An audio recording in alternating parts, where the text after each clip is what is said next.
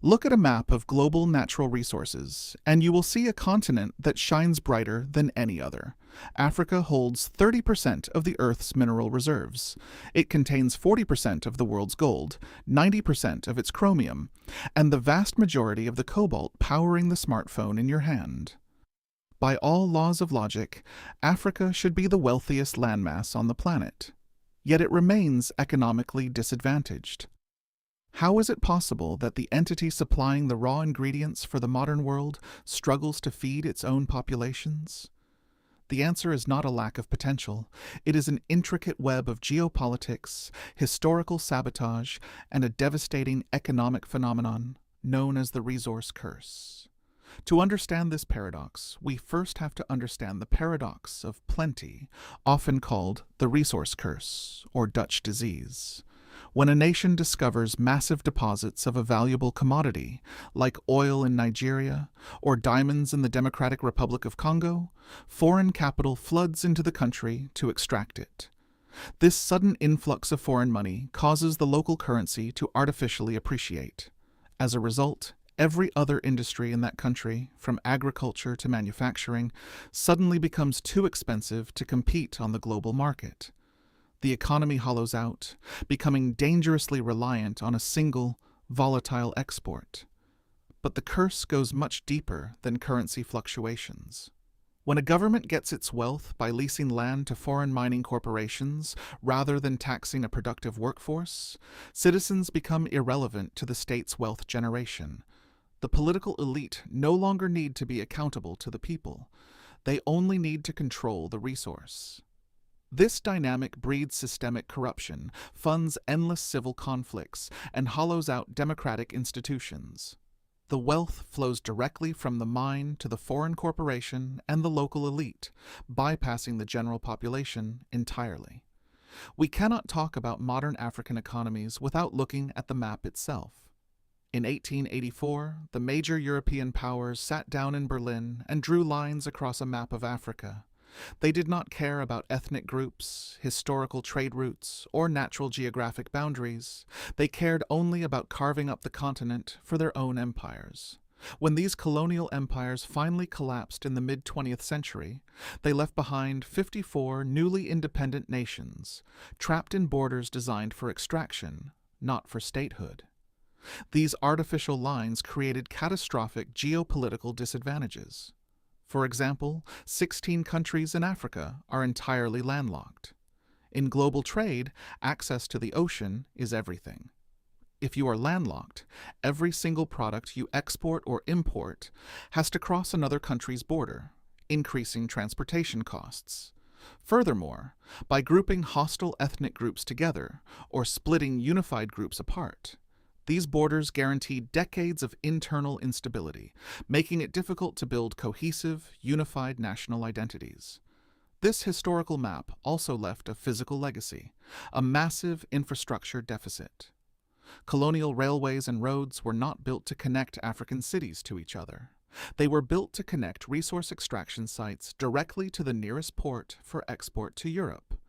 Today, it is often cheaper and faster to ship a container of goods from Mombasa, Kenya, all the way to London, than it is to ship that exact same container to a neighboring country in Central Africa. Intra-African trade sits at a dismal 15 to 18%, compared to nearly 70% in Europe and 60% in Asia.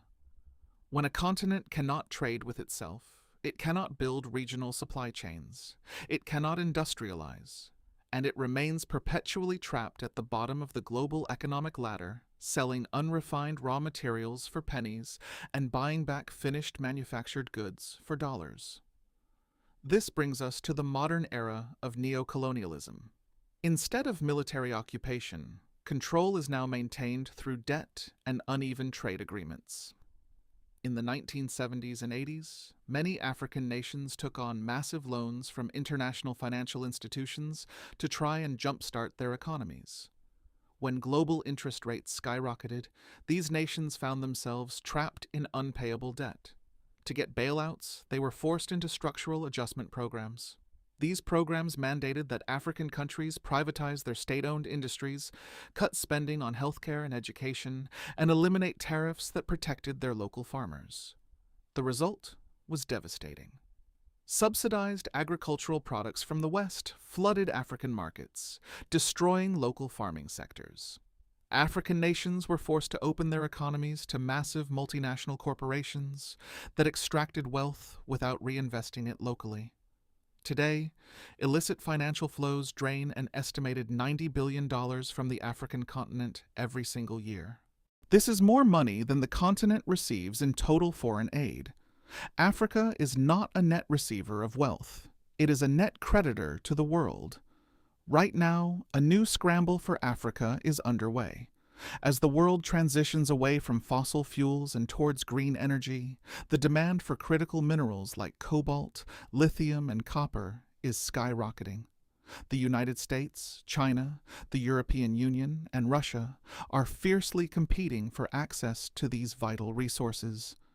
China has spent the last 2 decades building massive infrastructure projects across the continent in exchange for mineral rights, integrating African economies into Beijing's sphere of influence. Russia has utilized private military contractors to provide security for fragile regimes in exchange for access to gold and diamonds, securing a strong foothold in the Sahel region.